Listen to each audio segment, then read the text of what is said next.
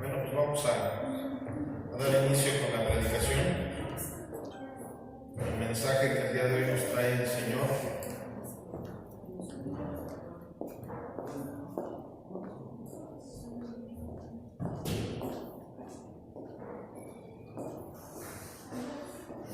Ok, pero primero vean los anuncios que hay ahí en el proyector antes de que nos interrumpa, ¿verdad? Porque bueno, el día de hoy tenemos un mensaje que tiene por título Solidaridad con la Iglesia. Recuerden que esto es una predicación expositiva.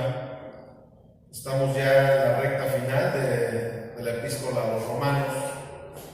Vamos a leer Romanos 15, 22 al 33 y de él vamos a ir haciendo una exégesis de lo que la Escritura dice verso por verso. Aquí no vamos a sacar un texto fuera de contexto para formar doctrinas que están llenas de pretextos, ¿verdad? Sabemos perfectamente bien, como lo dice la hermenéutica, que para que realmente nosotros podamos conocer la palabra de Dios y la podamos predicar como tal, tiene que ser en su texto y en su contexto. Eso es la diferencia entre predicación expositiva y predicación temática. Una predicación expositiva no podemos agregarle ni quitarle lo que ya Dios plasmó a través de las Escrituras. Por eso, la verdad, a mí me apasiona la predicación expositiva y aquí no podemos decir, bueno, es que el pastor se le antojó predicarnos de tal tema porque él quería manipular por ahí a la iglesia, o él quería, conforme a su carácter o en ese momento el estado de ánimo que él tenía, nos quiere hablar. No, ahora sí que yo esté en el estado de ánimo en el que estemos pasando por la situación en la que estemos, aquí a final de cuentas el Señor nos quiere hablar, y si la palabra fue escrita de la manera que fue escrita, fue porque así es como Él nos quería dar a entender las cosas, no como luego algunas veces hemos querido malinterpretar la palabra de Dios. Y bueno, aquí en esta cita vemos que la palabra dice así: por esta causa me he visto impedido muchas veces de ir a ustedes, pero ahora, no teniendo más campo en estas regiones y deseando desde hace muchos años ir a ustedes, cuando vaya a España, iré a ustedes, porque espero verlos al pasar y ser encaminado allá por ustedes una vez que haya gozado con ustedes.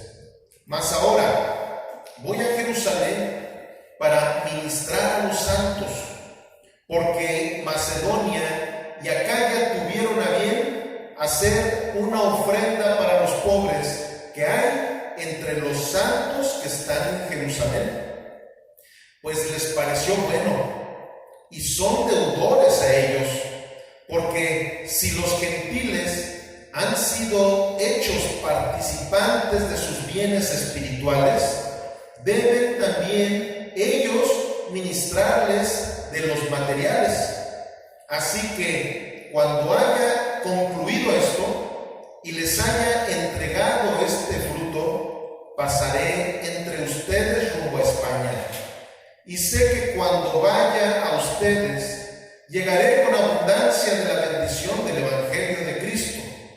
Pero les ruego, hermanos, por nuestro Señor Jesucristo y por el amor del Espíritu, que me ayuden orando por mí a Dios, para que sea librado de los rebeldes que están en Judea, y que la ofrenda de mi servicio a los santos en Jerusalén sea aceptada, para que con gozo llegue a ustedes por la voluntad de Dios, y que sea recreado juntamente con ustedes.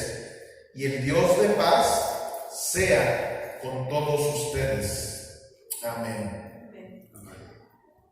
Padre bendito que estás en los cielos, en estos momentos nos disponemos a escudriñar tu bendita palabra, a escudriñar la Sagrada Escritura en la cual encontramos salvación, en la cual encontramos el camino, la verdad y la vida que eres tú, Cristo Jesús, en la cual cada uno de nosotros podemos tener la oportunidad de ser libres a través de la Escritura, porque tú así lo dijiste, y conocerán la verdad, y la verdad los hará libres. Por eso es que en este momento, Padre, yo te pido en el nombre de Jesús que sea tu Espíritu Santo con nosotros, para que por medio de tu Espíritu Santo cada uno de nosotros podamos hacer lo propio. Yo como predicador y los que me escuchan como oidores de tu palabra, para poder ser discipulados por ti, porque tú eres el gran pastor, tú eres nuestro pastor, Señor, y necesitamos ser pastoreados.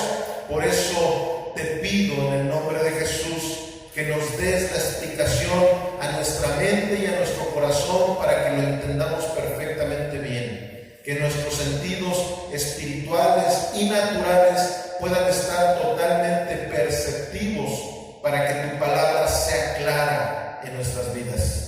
Te lo ruego todo esto en el nombre y por los méritos de Cristo Jesús. Amén. Amén. Ok, bueno.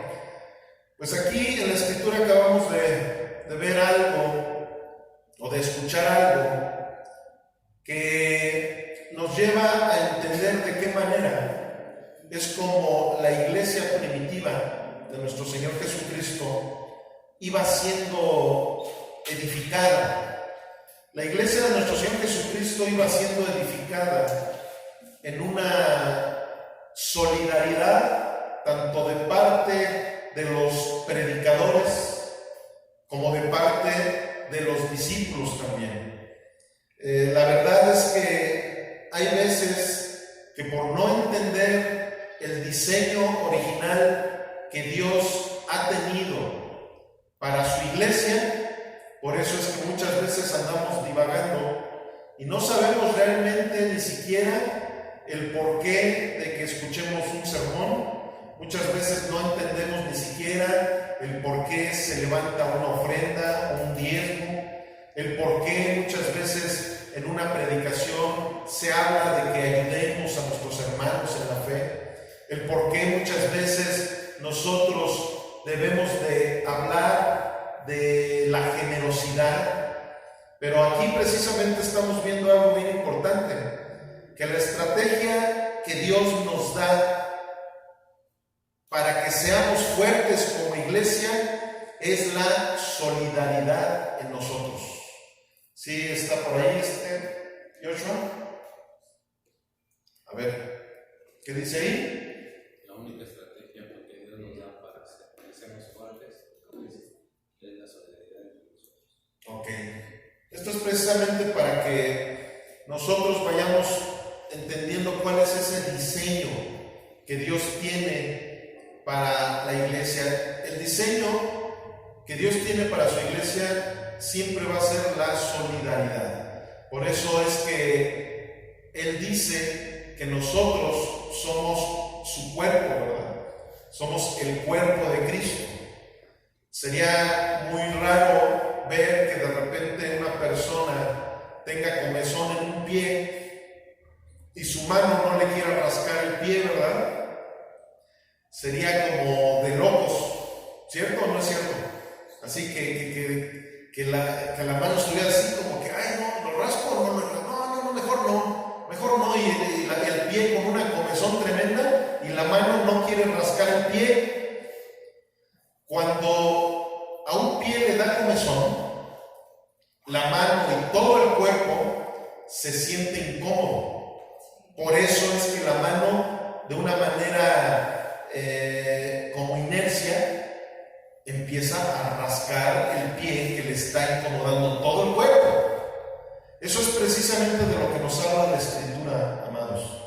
Nos habla de que nosotros como un cuerpo que somos de Cristo Jesús, necesitamos trabajar siempre en solidaridad. Y eso es precisamente el ejemplo que nos está poniendo el apóstol Pablo de cómo era que él trabajaba con la iglesia y de qué manera la iglesia trabajaba con él y con los santos de la iglesia, como dice aquí la palabra. Aquí está hablando Pablo de los santos de Jerusalén, refiriéndose a todos aquellos judíos, apóstoles, pastores, profetas, evangelistas, maestros, que estaban llevando a cabo un trabajo ministerial y que se encontraban en problemas económicos. Entonces, ¿qué sucede? Pablo les está mandando una carta a los romanos, porque a los romanos, como lo hemos estado diciendo todas estas semanas y meses, los romanos necesitaban tener una doctrina apostólica, necesitaban realmente ver cuál era la base de la iglesia que se estaba construyendo en el mundo. Entonces, Pablo, como lo digo cada 8 días, en la epístola a los romanos, con manzanitas les iba explicando los detalles, les daba el ejemplo de la manera en que se tenía que llevar a cabo toda la solidaridad entre unos con otros. O sea, no solamente de allá para acá ni de aquí para allá, o sea, todos, o sea, hacer sinergia, ¿verdad? Creo que todos sabemos lo que es la palabra sinergia, y cuando tú trabajas en sinergia es de la única manera que vas a poder cumplir las metas, sobre todo si así fue diseñado, ¿verdad? Vamos a hacer la exégesis de Romanos 15, y en el verso 22, 23 y 24 nos dice la Escritura: por esta causa me he visto impedido muchas veces de ir a ustedes, pero ahora, no teniendo más campo en estas regiones y deseando desde hace muchos años ir a ustedes, cuando vaya a España iré a ustedes, porque espero verlos al pasar y ser encaminado allá por ustedes, una vez que haya gozado con ustedes. Bueno, desde que empezamos con esta predicación expositiva de la epístola a los romanos, se explicó algo bien importante. Cuando Pablo está escribiendo esta epístola a los romanos, que cuando él escribió, él estaba en el pueblo de los Corintios, ahí fue donde él se puso a escribir, bueno, con ayuda, ¿verdad?, de sus escribas, se puso a escribir esta epístola porque él tenía mucho celo por la doctrina. Él sabía perfectamente bien que una congregación mal adoctrinada era un peligro garrafal, como lo hemos visto, y sobre todo en los últimos tiempos. Doctrinas que se han salido completamente del Evangelio. ¿Qué ha sucedido? Que han venido una serie de catástrofes en la iglesia de nuestro Señor Jesucristo por el hecho de no hacer las cosas como nuestro Señor Jesucristo las dejó establecidas. Jesús por eso dejó a los apóstoles como los fundamentos de la fe cristiana. La otra vez platicaba, no me acuerdo con quién de ustedes, precisamente que una iglesia apostólica no es la que tiene una cobertura moderna apostólica, de esas que, es que tengo la cobertura del apóstol fulanito de tal, que es muy famoso en todo el mundo, y él me da esa cobertura para que no me caiga maldición, ni todo. Eso no es lo que la Biblia nos doctrina, eso no es lo que nos enseña. Nos enseña que la doctrina apostólica es precisamente la doctrina que viene de toda la Sagrada Escritura, principalmente del Nuevo Pacto. Precisamente a partir de Romanos en adelante, ¿quiénes fueron quienes escribieron todas esas epístolas? ¿Quiénes fueron? Los apóstoles. Por eso, cuando nosotros estamos alineándonos a la doctrina del Nuevo Pacto, allí estamos siendo una iglesia apostólica. estamos llevando a cabo lo que Jesucristo dejó establecido.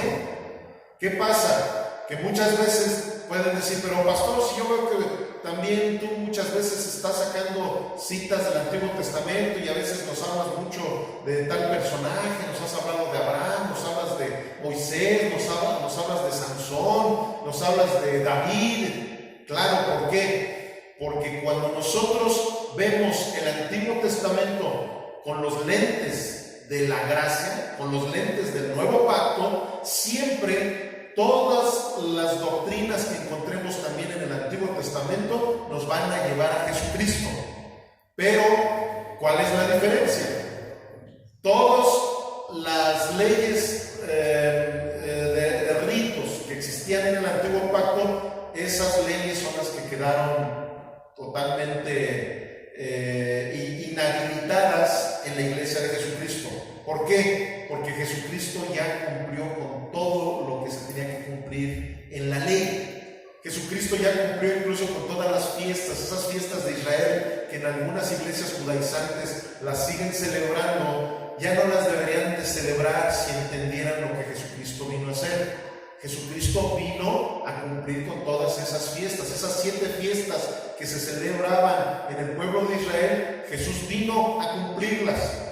Bueno, hay una que todavía no se ha cumplido porque no ha regresado, la fiesta de las trompetas. En el momento en que Jesucristo venga en esa segunda venida, la venida apocalíptica que todos conocemos, ahí se cumplirá esa fiesta también, la fiesta de las trompetas. Pero la Pascua, la fiesta de las cabañas, todas las fiestas del pueblo de Israel fueron cumplidas en Cristo Jesús. Pero bueno, entonces, ¿qué sucede? Pablo, al saber perfectamente bien que había muchos que seguían judaizando, que seguían queriendo hacer ritos, muchos que querían convertir la gracia en libertinaje, entonces él tenía mucho celo para que todas las iglesias que estuvieran siendo edificadas tuvieran la doctrina apostólica, tuvieran la doctrina correcta, la del Evangelio de Jesucristo. Entonces, por eso es que Pablo, cuando les escribía a los romanos, les escribía con tanto detalle. ¿Por qué? Porque en Roma no se había todavía llevado a cabo ninguna apertura apostólica, por así decirlo. Cuando en Roma empezó a nacer la iglesia de Jesucristo, fue a través de algunas personas que fueron a Jerusalén cuando pasó aquel acontecimiento del Pentecostés en el aposento alto. Esto ya lo había yo platicado hace algunas semanas cuando empezábamos con esta predicación. ¿Por qué lo estoy repitiendo? Porque como ya estamos concluyendo esta predicación expositiva, por eso es necesario que se nos quede bien grabado el porqué de la manera en que Pablo hacía tanto énfasis en toda la cuestión doctrinal.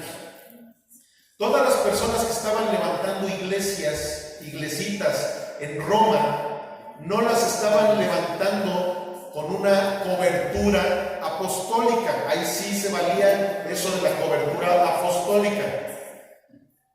Ninguno de las iglesias había sido levantada por un Pedro, no había sido levantada por un Juan, no había sido levantada por un Matías, no había sido levantada por un Pablo. Había sido levantada por personas que cuando fueron de visita a Jerusalén y vieron lo que sucedió en el aposento alto. ¿Se acuerdan qué sucedió cuando nace la iglesia de Jesucristo? En el aposento alto, donde había alrededor de 120 personas, entre ellos estaban los apóstoles, estaba María Magdalena, estaba María la madre de Jesús, estaban una serie de personajes y muchos discípulos. Estando en el aposento alto, llega el Espíritu Santo a bautizarlos en lenguas, como lenguas de fuego, no en el don de lenguas, sino llegó como lenguas de fuego, así dice la Escritura en Hechos 2, y ahí nos percatamos de que cuando ellos empiezan a tener manifestaciones del Espíritu Santo, había una cantidad de personas afuera de ese aposento que esas personas fueron testigos de las manifestaciones que el Espíritu Santo estaba haciendo con la iglesia primitiva. Ahora sí que ese fue el inicio de la iglesia primitiva, la redundancia. Entonces, ¿qué sucede? Que allí esas personas que fueron testigos de esa manifestación, recuerden que Pedro sale y da el primer sermón, en donde les dice a todos que estaban condenados, porque la ley decía esto y esto y esto, y todos se habían encargado de matar a nuestro Señor Jesucristo, que era el Salvador. Y empezó ahí, ahora sí que les dio el plan de salvación, y fue cuando le preguntan, Pedro, pero ahora ¿qué es lo que podemos hacer? Estamos muy compungidos, estamos tristes porque nos vamos a ir al infierno. Ahora, ¿qué podemos hacer? Y Pedro les dice, arrepiéntanse porque el reino de los cielos se ha acercado. Arrepiéntanse y conviértanse. Esas fueron las palabras, porque la otra frase la dijo Jesús y la dijo Juan el Bautista. Pero Pedro más bien la frase que dijo, arrepiéntanse y conviértanse. Eso fue lo que dijo Pedro. Y muchos empezaron, dice la palabra, que más de 5,000 fueron bautizados en ese mismo momento en las aguas, en arrepentimiento y fe. Bueno, pues de ese grupo de personas que fueron bautizados, cuando regresaron cada quien a sus lugares de origen, entre ellos había muchos romanos. Entonces, esos romanos llegan a Roma, Italia, y empiezan a levantar sus congregaciones.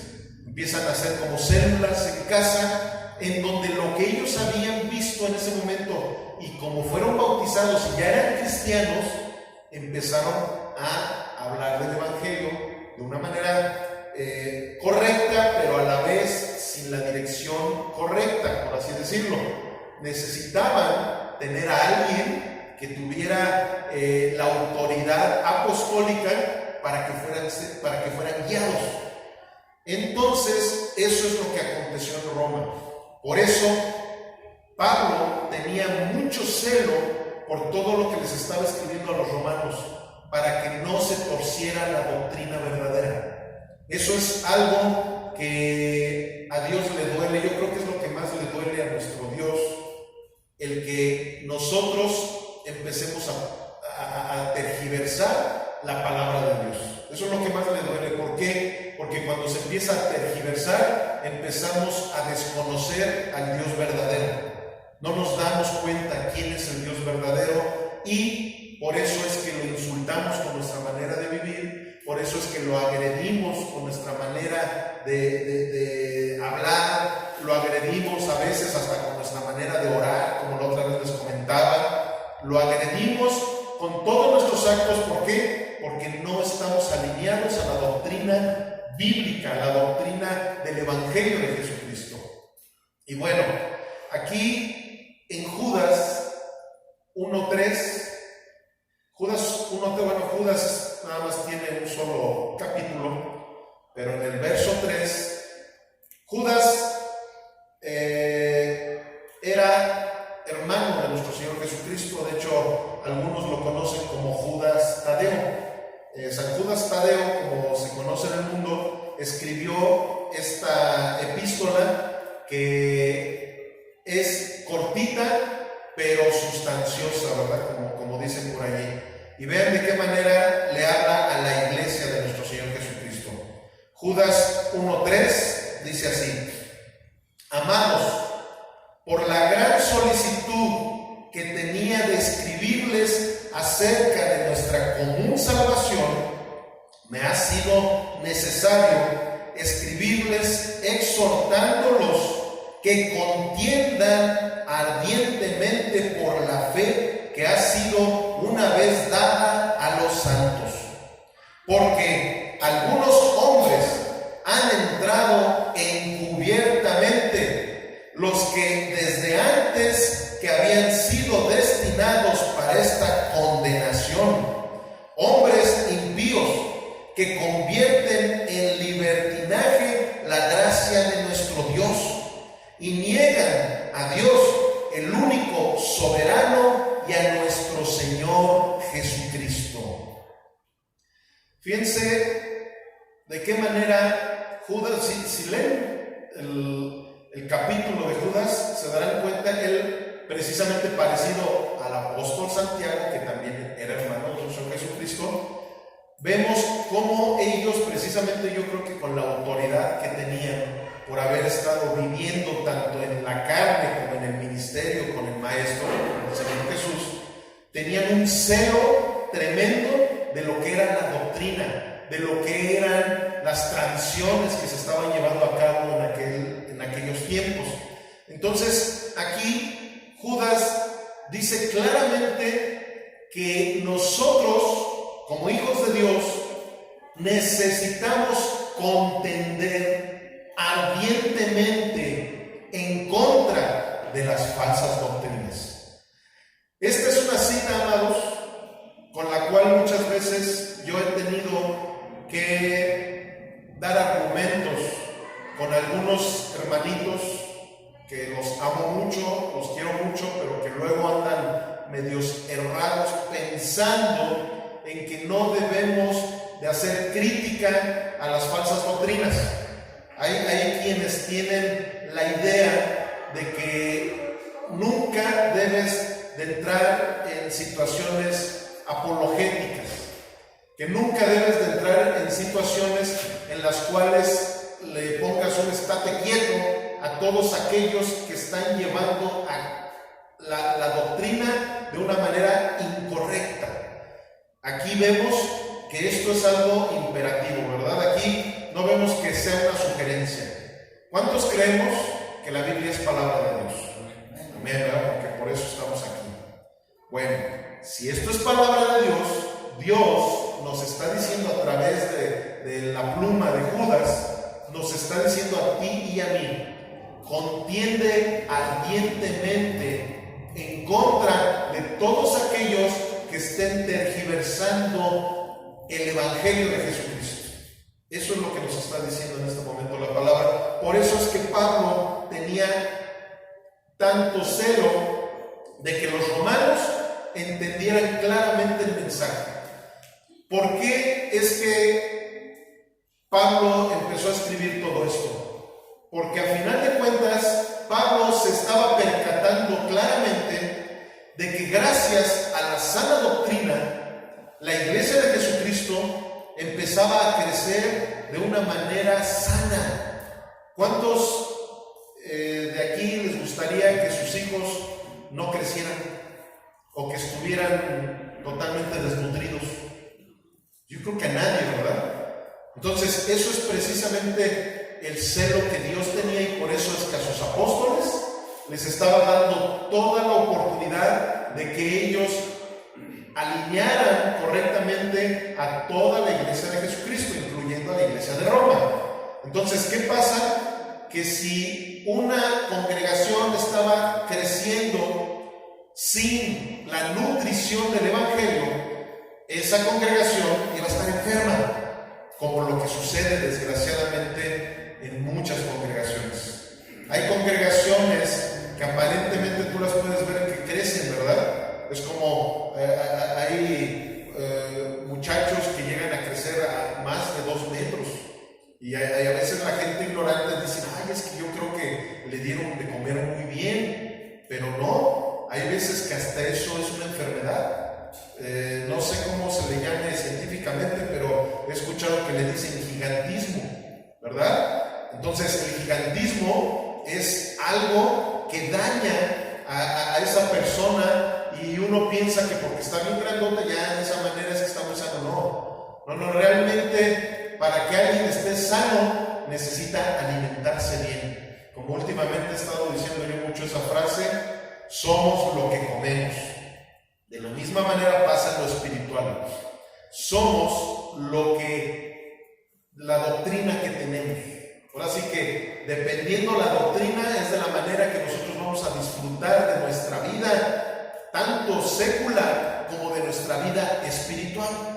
Entonces Pablo tenía ese celo, y por eso es que él quería ir con los romanos directamente. Ya ven que varias veces lo dijo: He tenido muchas ganas de ir a ustedes. En ocasiones el mismo Pablo, cuando les escribía a algunos discípulos que él quería ir a verlos personalmente, él mismo decía, pero hay veces que Satanás se ha encargado de ponerme tropiezos para no poder ir a ustedes. En esta ocasión no se lo dice a los romanos, sin embargo lo que sí dijo ahorita Pablo es que por causa de todo el trabajo que él estaba llevando para evangelizar a todas las personas que estaban en Jerusalén, evangelizar a los de Acaya, evangelizar a los corintios, evangelizar a los tesalonicenses, a todos los que estuvo él evangelizando, por causa de eso no había podido ir con los romanos.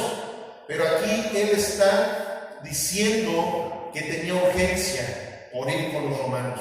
¿Para qué? Para que se alinearan a la doctrina apostólica. Amén. Y esto es nada más la introducción. Ya vamos a empezar con la predicación. Bueno, Romanos 15:25. Vamos a ver qué dice Romanos 15:25. Mas ahora voy a Jerusalén para ministrar a los santos, porque Macedonia y Acaya tuvieron a bien hacer una ofrenda para los pobres que hay entre los santos que están en Jerusalén. Pues les pareció bueno y son deudores, digan conmigo, deudores.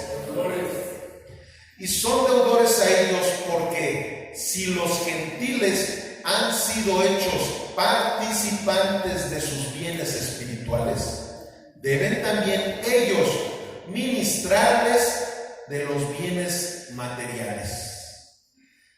Bueno, la verdad es que ustedes saben que yo critico muchísimo a todos los que quieren enriquecerse con la palabra de Dios y que se ponen a tergiversar la Biblia para estar hablando sobre finanzas, para estar hablando sobre hacerles manita de puerco y decirles que tienen que soltar todo el oro que traigan por ahí, que regalen sus carros o que hagan pactos con Dios. Y ya saben, ¿verdad? Que yo, la verdad, es que critico mucho esa línea, que la verdad no es bíblica. Es una línea que no tiene nada que ver con el verdadero evangelio, pero muchos, como la misma palabra de Dios lo profetizaba, muchos se han querido enriquecer del evangelio y eso es algo herético, eso es algo que te lleva a la condenación directa, ¿verdad? Sin embargo, nos toca hablar sobre el área de la generosidad en la iglesia. Precisamente cuando nosotros hablamos de solidaridad, tiene que venir, ahora sí que como sello, la economía. Tiene que venir como una introducción básica para la solidaridad, las finanzas. ¿Por qué, amados? Porque como lo hemos visto en muchas ocasiones, efectivamente a Dios no le interesaba en lo más mínimo que a Él se le diera una cantidad de dinero. Pero lo que sí le interesa muchísimo a Dios es lo que hay en el corazón de cada uno de nosotros. Y la verdad es que cuando Dios hablaba sobre el dinero, hablaba de una manera muy específica y de una manera muy, ¿cómo se podría decir? Con mucho tiento, ¿verdad? O sea, porque Él sabía perfectamente bien que lo que más le duele al ser humano es cuando le tocas el bolsillo. Por eso es que se dijo en la palabra que la raíz de todos los males es el amor al dinero. Pero, ¿qué sucede? Que de esa misma manera el dinero ha sido un instrumento para conocer el corazón de los hombres. El dinero ha sido un instrumento para que por medio de esos bienes materiales podamos nosotros realmente demostrar el compromiso que tenemos, por no decir el amor, ¿verdad? Porque a lo mejor no siempre cabe decirlo, pero en una mayoría de ocasiones también, por medio del dinero, demuestras tu amor. Si tú tienes 2 hijos y un hijo gastas con él una cantidad de 10,000 pesos mensuales para mandarlo a una escuela privada, para darle los mejores útiles, esto, lo otro, y al otro hijo lo mandas a una escuela de gobierno en donde no te gastas arriba de 2,000 pesos mensuales en él. Y es, por lógica, ¿verdad?, que cualquiera diría, pues ama más al hijo que le está dando más dinero, ¿verdad? O sea, entonces hay veces que nos queremos sentir muy espirituales y como que no, pues el dinero no tiene nada que ver con el amor. Desgraciadamente sí tiene mucho que ver con el compromiso, tiene mucho que ver con el amor, tiene mucho que ver con la solidaridad. Entonces aquí estamos encontrándonos en un pasaje en el cual Pablo le está poniendo como ejemplo a los romanos la solidaridad que han tenido los cristianos con aquellos santos, como él los nombra, sabiendo que todos los hijos de Dios somos santos porque somos apartados para Dios, pero aquí se refiere a los que estaban evangelizando, a los que estaban predicando, a los que estaban pastoreando, a los que enseñaban la palabra de Dios. ¿Y qué sucede? Que muchas veces, como lo sabemos, por estar trabajando en el ministerio, no tienen tiempo para dedicarse a los negocios. Entonces, ¿qué sucede? Que por no poderse dedicar a los negocios, muchas veces los ministros caen en pobreza. Y eso es lo que estaba sucediendo en la ciudad de Jerusalén. Los ministros, todos aquellos que estaban enseñando, que estaban predicando en la ciudad de Jerusalén, se estaban encontrando con problemas de pobreza. La generosidad material a la iglesia es un fruto de amor y respeto por el reino de Dios. Ahí está, ¿verdad? La generosidad material a la iglesia es un fruto de amor y respeto por el reino de Dios. O sea, si nosotros nos queremos ir a un extremo en donde nada más andan buscando la manera de estar exprimiendo al pueblo de Dios para que se enriquezcan aquellos que hablan según de la prosperidad, bueno, sabemos que ese es un extremo que está totalmente del lado diabólico. Sin embargo, también existen otros extremos en donde nunca quieren hablar de la generosidad y hasta se atreven a hacer votos de pobreza porque piensan que el dinero es del diablo. Amados, no hay nada, absolutamente nada que sea del diablo. La misma Biblia lo dice, que de Dios es todo el oro y toda la plata que existe en el mundo. Todo ha sido creado por Dios y para Dios. Todo le pertenece, hasta el diablo le pertenece a Dios. Entonces, ¿qué sucede? Que nosotros debemos de entender que Dios nunca va a estar usando el dinero para que nosotros nos satisfagamos sin tomar en cuenta que Dios es el dueño de todo. Entonces, pero si usa el dinero para ver hasta dónde amamos realmente a Dios, para ver hasta dónde estamos comprometidos con la iglesia de Jesucristo, hasta dónde estamos comprometidos con la predicación del Evangelio y todo lo que le conlleva. Entonces eso es precisamente lo que aquí nos está diciendo la palabra. Y para reforzar este texto tenemos Gálatas 6:6. Acompáñenme a Gálatas 6:6.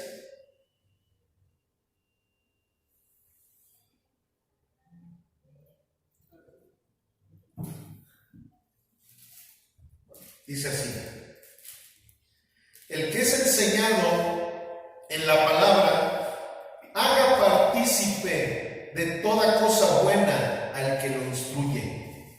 No se engañen, Dios no puede ser burlado, pues todo lo que el hombre sembrare, eso también cosechará. Porque el que siembra para su carne, de la carne segará corrupción, mas el que siembra para el Espíritu, del Espíritu segará vida eterna. No nos cansemos pues de hacer bien, porque a su tiempo segaremos si no desmayamos.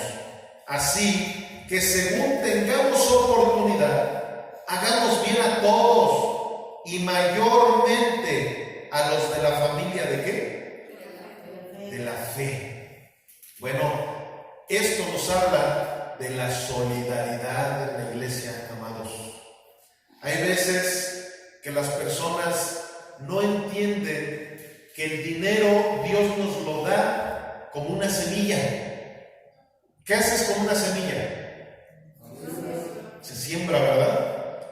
Una semilla no la vas a dejar por ahí tirada porque no va a servir de nada, pero tampoco la vas a sembrar en donde nunca va a crecer y dar fruto, en una tierra infértil. Si tú siembras una semilla en un pavimento por donde pasan carros, ¿tú crees que va a crecer? Lo mismo sucede con la semilla que Dios nos ha dado para sembrarla en buena tierra.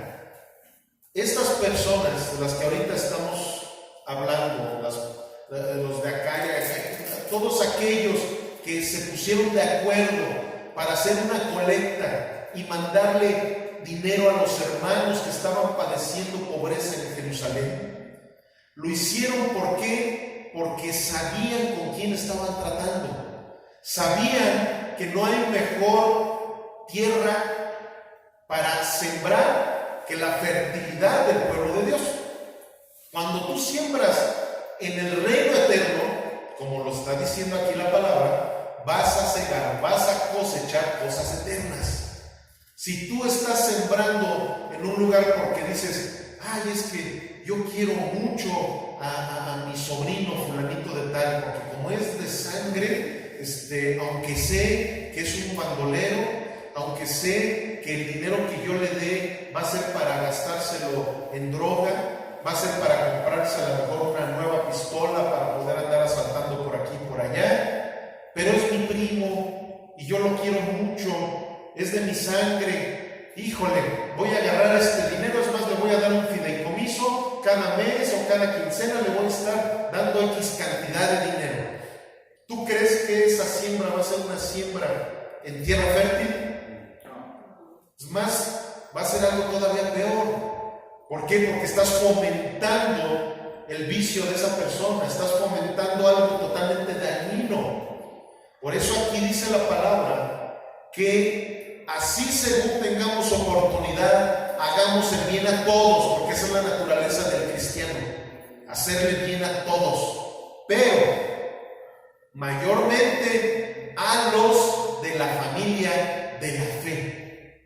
Amados, esa fue la manera en la que la iglesia de nuestro Señor Jesucristo se estaba fortaleciendo, con esa solidaridad de entender que si alguien estaba predicando el Evangelio de Jesús, que si alguien estaba escuchando el Evangelio de Jesús, que si alguien se estaba congregando en el mismo lugar en donde estaban todos haciendo lo necesario para agradar a nuestro Señor Jesucristo, ese era su hermano en la fe, y con él era con quien debería de solidarizarse en todo lo que se estuviera haciendo.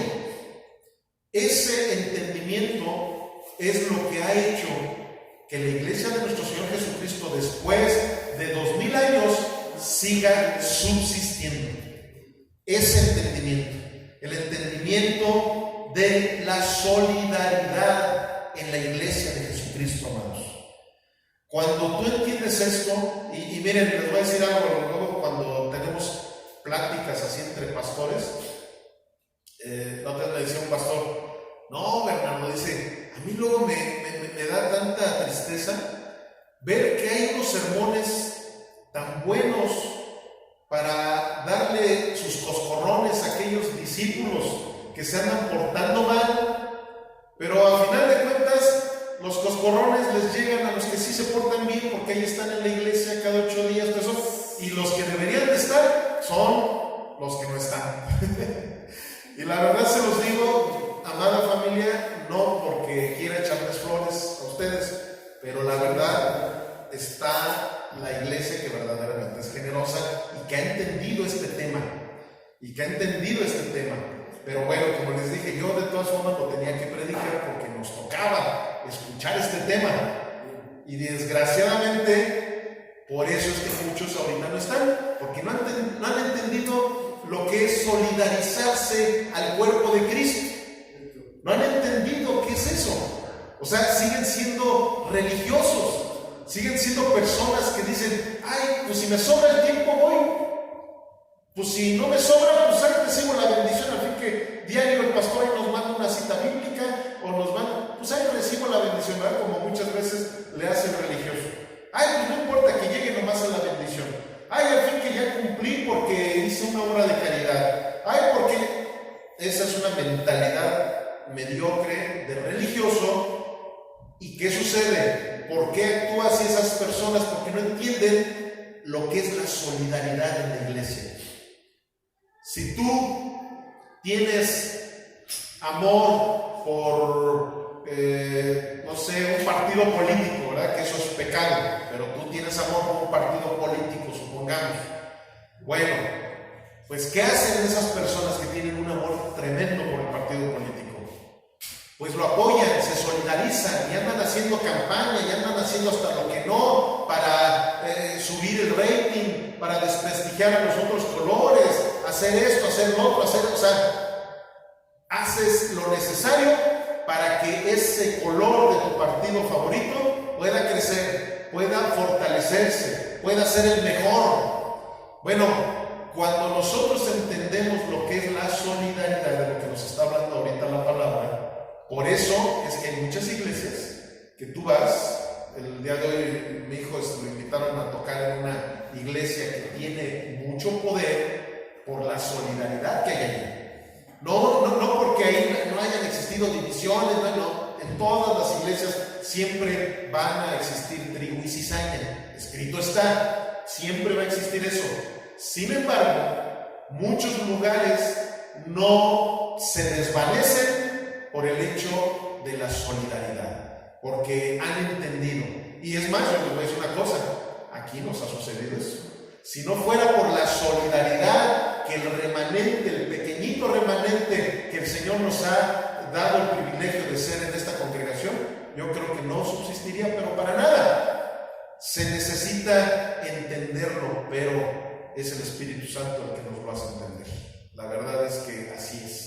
Por más que tú a una persona le repitas y le digas, si el Espíritu Santo no nos da la revelación, no lo vamos a entender. Pero yo sé que muchos de los que están aquí lo saben perfectamente bien y por eso es que son solidarios, y muchos de los que nos están viendo desde el internet lo van a entender también a partir de hoy. Y bueno, en el 28, Romanos 15, 28 nos dice la palabra: así que cuando haya concluido esto y les haya entregado este fruto, pasaré entre ustedes rumbo a España. Y sé que cuando vaya a ustedes, llegaré con abundancia de la bendición del Evangelio de Cristo.